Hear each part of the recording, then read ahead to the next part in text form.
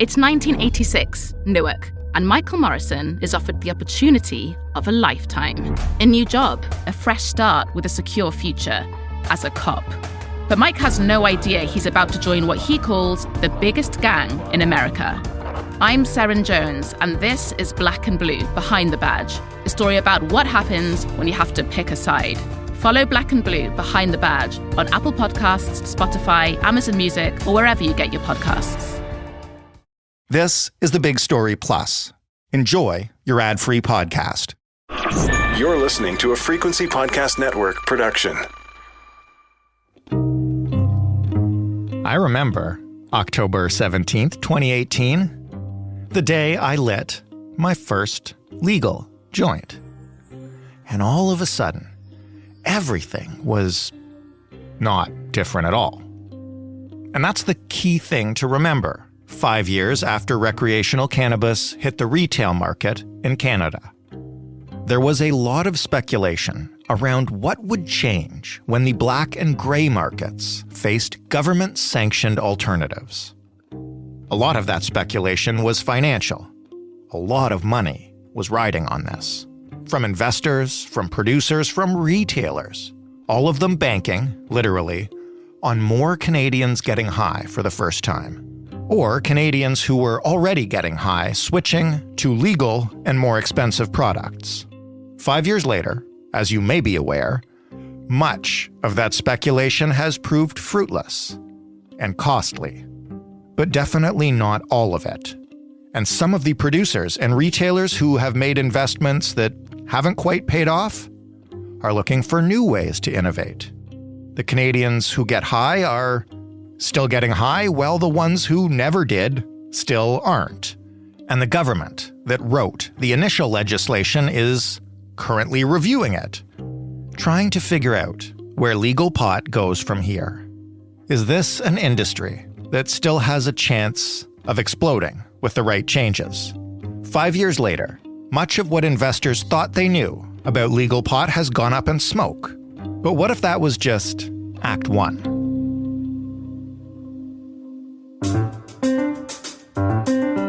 I'm Jordan Heath Rawlings. This is The Big Story. Tara Deschamps is a Canadian press business reporter who has been covering the cannabis industry. Hello, Tara. Hi there. Thanks for having me. You are most welcome. Do you remember the buzz leading up to legalization back in 2018? So I wasn't on the beat then, but I do remember just being a general business reporter at the time, how crazy things were. I think everyone sort of expected that this was going to be the next big booming industry. The companies who were in the industry felt like getting into this business was going to be a way for them to, I guess, essentially like print money. They thought, money would be rolling in like crazy because everyone was going to want to smoke pot or consume pot in some kind of way. Do we have any idea how much money was invested in the industry back then, or even just kind of any figures that can give us a sense of the scope of it? Because, I remember no shortage of not just companies lining up to produce pot, but investors who wanted to invest in those companies. So I did try to look at some of the numbers in advance, and they're just all over the place. Everyone had very different projections. One thing I did find, though, was Statistics Canada, I guess around the time of legalization, was saying that the cannabis sector's contribution to GDP at the time was about $6.4 billion. Okay. It's since increased. Now it's about like $10.8 billion, but it has been on the decline. If you look back to those initial days of excitement and, as you put it, a company's feeling like this would be a license to print money, how has that panned out largely? I think things have gone quite differently than they imagined. We've proved that cannabis is a viable sector. People can make money off this. There is demand for the product. Is it as crazy as a lot of these companies thought? Is the demand what they thought? Definitely not. But they are seeing opportunity. I think the main reason why it's so far off what they imagined is because we've seen so much regulation. We've seen, the illicit industry still be quite strong. So it's been difficult for companies to get to sort of where they dreamed. That was one of the things that I just mentioned in the intro, is that there was a lot of assumptions that people who bought on the black market or the gray market would be happy to buy legal pot when it was made available easily. Has that happened? Do we know how much has shifted? So around legalization, there was about 70% of the market that were still buying illicit cannabis. And now it's gone the other direction. They think about 30% of sales are still happening in the illicit market. And I say this, although with the giant caveat of, I don't know how many people are going to be honest about where they're purchasing their cannabis, especially when the government is asking them, where did you get this? So these numbers, of course, might be off, but it's the latest that we're working with. Did less Canadians than people thought begin to smoke pot? Did people who smoke pot not increase their consumption? Like, I guess where's the missing money is what I'm trying to figure out. Yeah, I think both of those are definitely areas that didn't pan out in the way that people imagined they would. I think there was this kind of understanding that everyone would all of a sudden gravitate to smoking pot. And obviously some people were never turned on to it. And some people also, it was hard for them to sort of get into that habit because, of course, soon after legalization and soon after the edibles component of legalization, the pandemic happened. Right. So it became much harder to lure in customers. And there were a lot of people who maybe we thought would switch over from the illicit market, and they were saying things like, you know, I can get any product that I want and it's delivered to my door and it's done quickly in the illicit market. So why switch? Because in the legal market, you know, there were so many more restrictions about how much cannabis they can sell you at a time and what is the package going to look like and what sort of flavors and things they can do with it. And so I think some people, you know, just didn't find the product appealing. And does advertising play into this too? Because when it began, I remember we talked about it on this show, and there were all sorts of questions of if that would open up and you would see, you know, pot brands advertised next to beer brands or whiskey brands that are available at the liquor store. That hasn't happened. Do we know about the impact there, or if it still might? Yeah, advertising is so restricted. I hear all the time from the industry that they wish it would be more like how we treat alcohol or how we treat gambling. Right. Like you can't use packaging that's enticing in any way to young people. You can't use a cartoon. I've even heard from companies you can't say things like this product is organic or it's sun-grown on the package. There are so many things they want to be able to say and they can't. And, you know, they always use this comparison of you can walk into your LCBO or your liquor store and buy enough alcohol to drink yourself to death, or go online and gamble away all of your life savings in sort of an instant. And that advertising is so much more pervasive. But in cannabis, it's just, we have restricted it way, way more. In terms of the restrictions on buying and what you can buy and how much, how has that shifted since 2018? You mentioned just before the pandemic, edibles became available. And I believe there's been some other like very gradual loosening. Yeah. So at one point, I believe it was over the last year, they changed sort of the calculation of how much cannabis you can buy at a time. Now that as a country, we've collectively upped our tolerance, I guess. Well, it wasn't so much that. It's a bit of an arcane like way that they were calculating things, like to figure out what the equivalency between like dried cannabis and something that was like a liquid or an edible. So they eased up on things. But I think regardless of the change, there was a lot of people shopping in the market before who would walk into a store, pick up a bunch of stuff, and then find out, hey, you're over the limit of what you're allowed to walk out of here with. In terms of what's happened to the producers, the retailers, the investors since legalization happened, how many of them have closed up shop or left the industry or taken their money out? Because we covered a couple of years ago the absolute proliferation after regulations were eased on opening up pot stores in many places in the country, and they just were everywhere. And I don't know, this is anecdotal. I don't know if you've seen the same thing, but it feels like, you know, in a neighborhood where there would have been 3, now there's 2 or maybe 1, kind of like survival of the fittest. Yeah, I've noticed exactly what you have.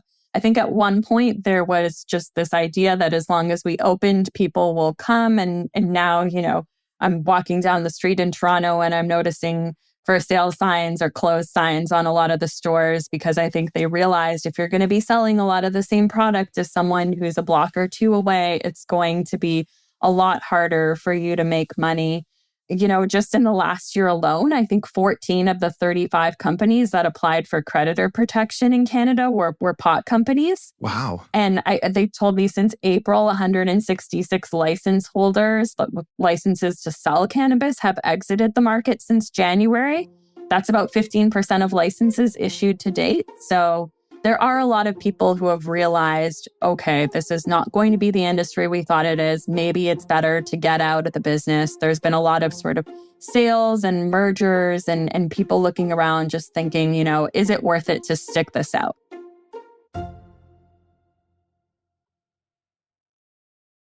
What about the major producers? How many of them are left? And you did some interesting work kind of reporting on what they're doing to stay viable while I guess they hope the market keeps growing. What's the story there? So a lot of the big guys are still around for sure, but many of them have merged with one another, or they've taken a look at what they were doing and they're thinking, okay, maybe it's not worth it for us to be producing cannabis and running stores and, taking on sort of a white label business where they would produce someone else's product or package it for them. And they're thinking, which of these things can we do best? And so they're streamlining and paring down what it is that they're offering. But we're still seeing such a steady stream of companies that are merging with one another, that are selling, and many more that are just trying to figure out, what do we do about our stock price? So I can tell you, around legalization, Aurora Cannabis, one of the big giants, was trading for $195 and Canopy for $68. And now they're both well below $1. And what else are they doing, or at least some companies doing, with their physical space? Because growing pot takes up a huge amount of infrastructure, and I guess some of that's not being used for pot anymore. Yeah, so a lot of companies in particular, they're thinking, what else can we do with these giant greenhouses that, are able to control temperatures very specifically, that can grow things in very specific climates. And a lot of them have turned toward vegetable growing, flower growing. So Aurora has a stake in this company called Bevo, and that does tomato seedlings, they do flowers, and they've just gone into the orchids business. They liked orchids in particular because a lot of Canada's orchids were shipped in from South Asia, and, they figured we can do this and we can cut down on some of that travel time for the product. We can make use of facilities that, frankly, they were going to sell. They had some of them that were, they were preparing to sell. They announced we're closing. And when they made this deal, they thought, okay, this is perfect for orchid growing. So what, if anything, could still help this industry boom a little bit? We've talked about very slight updates to regulations. What's next? I think one of the big ones the industry really wants to see is the excise tax. I think, like everyone, they want to be paying fewer taxes. But sort of the overview of how the excise tax works is that it's $1 per gram for dried cannabis, or 10% of the overall price, whichever of those two is higher. Ooh. And that gets paid to the federal and provincial governments. And so some people look at it and say, oh, $1 per gram, that's not much. But you have to think about it in the context of when cannabis was legalized, people were paying $11 or $12 per gram. Mm-hmm. And now they're paying like $3.50 per gram, because in the fight to compete with the illicit market, all of the legal sellers were dropping their prices dramatically because people were telling them the way to get people to shift is to sell pot for much less money. Right. So when you're paying these higher taxes, it's eating into your profit. And I think the last thing I saw from the government was they're still have $200 million in outstanding duties from that tax, which gives you a sense of how hard it is for companies to pay it. When we last talked about pot on this show in June, we were talking about the Cannabis Act review that the government was undertaking at that time. It was already kind of delayed at that point. What's the status of that now, and what could that change? Yeah, so the review was supposed to come 3 years after legalization. They started it last September, which was probably when you were talking about it. And the latest is that the review is still ongoing. I think they have to table sort of a report with their findings by March. But they recently did put out a document. It's called a What We've Learned kind of report. And they detail a lot of what we talked about today. So a lot of the economic struggles that the industry's faced, but also some of the health concerns and things that have come up. So they said things like, emergency room and hospitalizations linked to cannabis have been up 14% between 2019 and 2021. And they've talked a lot about, how do we move forward in a way where the industry can continue to profit, but, we don't see hospitalizations rise any further. When you talk to experts in this space, either producers or people who just watch the industry, what do they think the industry as a whole in Canada will look like in another 5 years? Is there still room to grow? I was saying to our producer, I think by now, it's been 5 years. Everyone who was waiting for pot to be legal in order to try it or get into it has probably done that. And everybody who's not has probably decided it's not for them. I guess I'm trying to see where the growth might come from. Yeah, I think people are sort of mixed. They sort of look at what's happening in cannabis as if it's like any other industry. Every industry has its growing pains when it's starting out, and eventually it finds what the right size is and what the market can kind of hold and maintain. And so I think a lot of people think that cannabis is still in that stage. And I think most people are pretty united in the idea that we're probably going to see more cuts in the future. But they also believe that there's still a business here. Companies might not be pure play cannabis companies like I talked about before with Aurora and the greenhouses. There are other businesses like Tilray, for example. They're really heavily into beer. And so you might see different industries propping up one company's cannabis business. And, you might just see like an industry that it might not have all of these giant players that we thought it was going to have, but I think it'll still survive. It'll still last. There's probably room for growth for these companies, but maybe not at the amount that they once imagined. And I think a lot of people will look for their growth from outside markets because there's been a lot of talk about the US potentially doing a federal legalization there, which cannabis companies in Canada have really been planning for a long time. And if that happens, I think it would really help the Canadian companies that are struggling.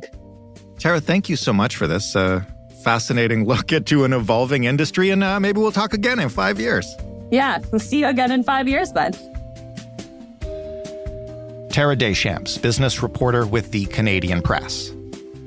That was The Big Story. For more, you can head to thebigstorypodcast.ca. If you scroll down to the bottom, to the search bar, you can type in Pot Week, and you will get 5 episodes from the week of October 2018, speculating, just like people who lost money did, on what these changes would mean for the weed business, for the country, for the people who smoke it. I remember it was a fascinating week. I am sure that we were wrong about a whole lot of stuff. If you want to talk to us, we'd love to hear from you, obviously. You can find us on Twitter at TheBigStoryFPN. You can email us. The address is hello@thebigstorypodcast.ca. And as always, you can call us 416-935-5935 and leave us a voicemail. Thanks for listening. I'm Jordan Heath Rawlings. We'll talk tomorrow.